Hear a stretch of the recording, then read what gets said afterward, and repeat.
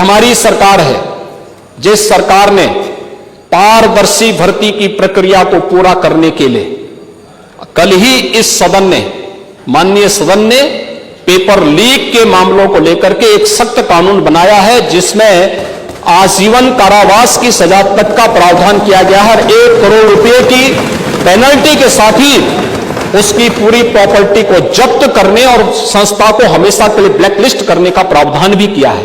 और इस दिशा में सरकार के कदम ये बताते हैं कि सरकार युवाओं के जीवन के साथ किसी को खिलवाड़ नहीं करने देगी, यह सरकार का संकल्प है। और बहुत शीघ्र इसी महीने 23, 24, 25 और फिर 30 और 31 को 60,000 से अधिक पुलिस कांस्टेबल की भर्ती की रिटर्न परीक्षा हम लोग कराने जा रहे हैं। 10 फेज में, 10 चरणों में यह होने जा रही है। और आप देखेंगे पारदर्शी तरीके के साथ उत्तर प्रदेश के नौजवानों को एक मुश्त भर्ती होने का अवसर प्राप्त होगा। ऐसे ही अन्य आयोगों में भी, वह किसी भी उसमें हो, शिक्षा आयोग के माध्यम से, अधीनस्थ सेवा चयन आयोग के माध्यम से इस प्रक्रिया को तेजी के साथ आगे बढ़ाया है। और मिशन रोजगार के अंतर्गत मैं तो स्वयं सभी माननीय जनप्रतिनिधियों से कहता हूं, जिले के अंदर उन नौजवानों के साथ बैठे, मैं लखनऊ में या किसी भी जिले से उसके साथ जुड़ जाऊंगा और एक साथ नियुक्ति पत्र हम लोग वितरित करते हैं उन नौजवानों को जो अपने हाथों से अपना नियुक्ति पत्र लेता है।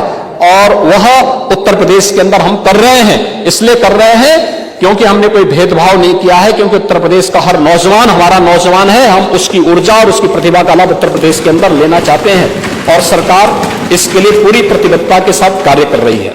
अगर पिछली सरकारों के डाटा को आप देखेंगे, मैं आपको कुछ यहां पे उपलब्ध भी कराता हूं और मुझे लगता है कि आप लोग एक बार जरूर इन चीजों पर ध्यान देंगे कि ये डाटा वास्तव में चौंकाने वाले होंगे और आप लोगों के ध्यान का आकर्षण का भी माध्यम ये बनना चाहिए। आपको इसकी जानकारी होनी भी चाहिए और मान्य सदस्यों की भी जानकारी में सब चीजें होनी चाहिए। जो चीजें सामने आई हैं, अगर आप देखेंगे कि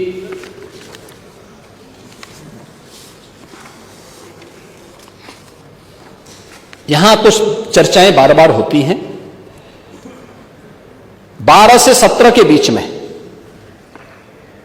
प्रदेश के अंदर कुल चयन हुआ था उत्तर प्रदेश लोक सेवा आयोग के माध्यम से 26,394 का चयन हुआ था। इसमें ओबीसी को जो सीट मिली थी वह मात्र 26.38% मिली थी और एससी की सीट थी वह 21.34% थी। और 17 से अब तक कुल चयन हुए हैं, देखिए इनके समय में हुआ था 26,394। सभी मान्य सदस्य नोट कर लेंगे, अथवा ये आंकड़े हैं, लोक सेवा आयोग के आंकड़े हैं ये, उत्तर प्रदेश लोक सेवा आयोग के। और ओबीसी को कुल सीट मिली थी इसमें 26.38%। ओबीसी को कुल सीट मिली थी 6,964।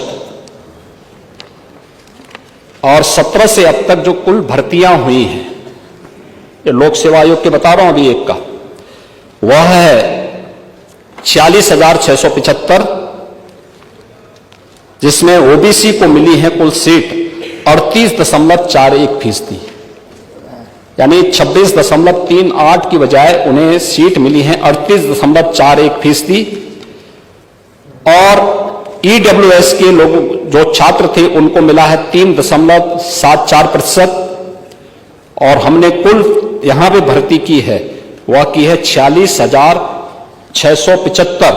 अब तक हम सफलतापूर्वक यहां पे भर्ती कर चुके हैं। एक भी भर्ती पर कोई व्यक्ति उंगली नहीं उठा सकता है।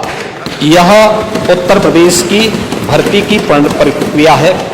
6 लाख भर्तियां उत्तर प्रदेश के अंदर हुई हैं।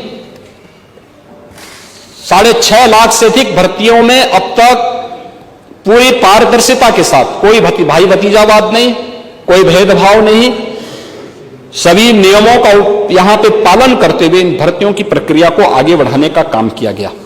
और अगर मैं आपके सामने रखता हूं कि जो विवादित भर्तियां रही हैं 2012 से लेकर के 17 के बीच में, अवर अभियंता भर्ती, प्रवक्ता भर्ती, प्रावधिक सहायक भर्ती, राजकीय महाविद्यालयों में शिक्षकों की भर्ती, चिकित्सा अधिकारियों के बैकलॉग की भर्ती, यानी ये सभी भर्तियां रही हैं जो सभी विवादित रही हैं। इसमें बहुत सारी ऐसी भर्तियां थी जिनको लेकर के बड़ा विवाद हुआ था और उस समय के जो लोक सेवा आयोग के अध्यक्ष थे उनको लेकर के किस किस प्रकार की टिप्पणियां हुई हैं यह भी किसी से छुपा हुआ नहीं है। ये पूरा मेरे पास इसका एक वो भी है, पूरा एक अगर आप देखेंगे कि पूरा एक जो है चिट्ठा है, अगर ये चिट्ठा पढ़ना चाहेंगे तो आपको उपलब्ध भी हो जाएगा। और मैं चाहूंगा कि इसमें बहुत समय व्यर्थ व्यतीत करने की बजाय हम लोग इन चीजों को थोड़ा देखें एक बार कि कैसे लोग गुमराह करने का काम करते थे और कैसे उन तथ्यों को तोड़ मरोड़ करके प्रस्तुत करते थे। मुझे लगता है इसमें से सभी माननीय सदस्य इस बात को साक्षी रहे हैं, जो उस समय यहां इस सदन के माननीय सदस्य रहे होंगे। आप तो उस समय स्पीकर ही थे, इसी सदन में गूंजा था।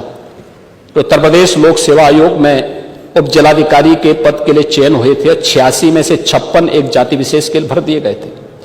जो high school 3rd division, intermediate 3rd division, BA 3rd division, वह एसडीएम की भर्ती में टॉप कर रहा है। क्या ये संभव है क्या? ये तो सीबीआई इसकी जांच कर रही है। सीबीआई की पूरी रिपोर्ट आ जाएगी, पता लग जाएगा। और जांच हो रही है, ये जांच हो रही है, मैं क्या कर रहा हूं। लेकिन ये तथ्यों को आप विस्मृत नहीं कर सकते।